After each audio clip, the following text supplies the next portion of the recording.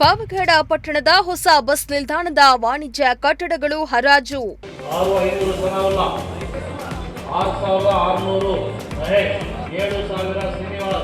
ವಾಣಿಜ್ಯ ಮಳಿಗೆಗಳ ಹರಾಜಿನಿಂದ ಪುರಸಭೆಗೆ ಲಾಭ.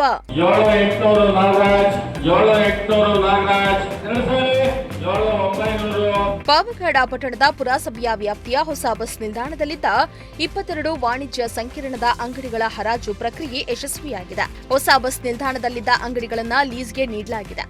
ಪಾವಗಡ ಪಟ್ಟಣದ ಪುರಸಭೆ ಆವರಣದಲ್ಲಿ ಪುರಸಭಾಧ್ಯಕ್ಷ ರಾಜೇಶ್ ಅವರ ಅಧ್ಯಕ್ಷತೆಯಲ್ಲಿ ವಾಣಿಜ್ಯ ಅಂಗಡಿಗಳ ಹರಾಜು ಪ್ರಕ್ರಿಯೆ ನಡೆದಿದ್ದು, ಈ ವೇಳೆ ಸದಸ್ಯರಾದ ಸುರೇಶ್ ಬಾಬು, ಮುಖ್ಯ ಅಧಿಕಾರಿ ಜಾಫರ್ ಶರೀಫ್, ವ್ಯವಸ್ಥಾಪಕ ಸಂತೋಷ್, ಕಂದಾಯ ಅಧಿಕಾರಿ ಪ್ರದೀಪ್ ಸೇರಿ ಹಲವಾರು ಮಂದಿ ಭಾಗಿಯಾಗಿದ್ದರು.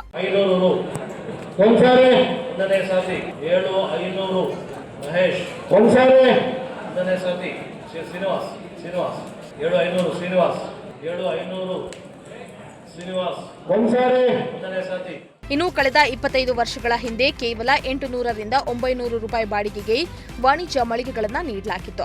ಈಗ ಅಂಗಡಿಗಳಿಗೆ ಪೈಪೋಟಿ ಹೆಚ್ಚಾಗಿರುವುದರಿಂದ ಸುಮಾರು 30 ರಿಂದ 40 ಸಾವಿರಕ್ಕೆ ಹರಾಜು ಕೂಗಲಾಗಿದೆ. ಮುಂದಿನ 12 ವರ್ಷಗಳ ಅವಧಿಗೆ ಲೀಸ್ ನೀಡಲಾಗಿದ್ದು, ಈ ಮೂಲಕ ಪುರಸಭೆಗೆ ಮಹತ್ತರ ಆದಾಯ ಲಭಿಸಲಿದೆ.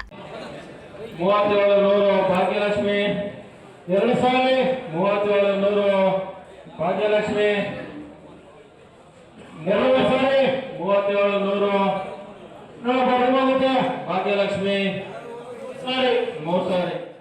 ಈ ವೇಳೆ ಮಾತನಾಡಿದ ಪುರಸಭಾ ಅಧ್ಯಕ್ಷ ರಾಜೇಶ್, ಕಳೆದ 24 ವರ್ಷಗಳಿಂದ ಪುರಸಭೆ ವಾಣಿಜ್ಯ ಮಳಿಗೆಗಳು ಟೆಂಡರ್ ಆಗದೆ ವನವಾಸದ ಹಂತಕ್ಕೆ ಸೇರಿತ್ತು.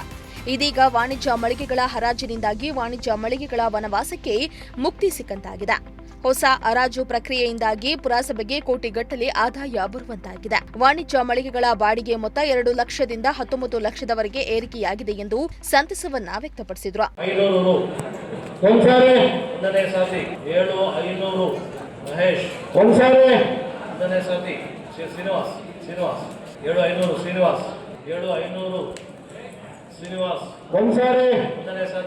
ಇಮ್ರಾನುಲ್ಲಾ, ಪ್ರಜಾಶಕ್ತಿ ಟಿವಿ, ಪಾವಗಡ. 3700 ಭಾಗ್ಯಲಕ್ಷ್ಮಿ, 3700 ಭಾಗ್ಯಲಕ್ಷ್ಮಿ,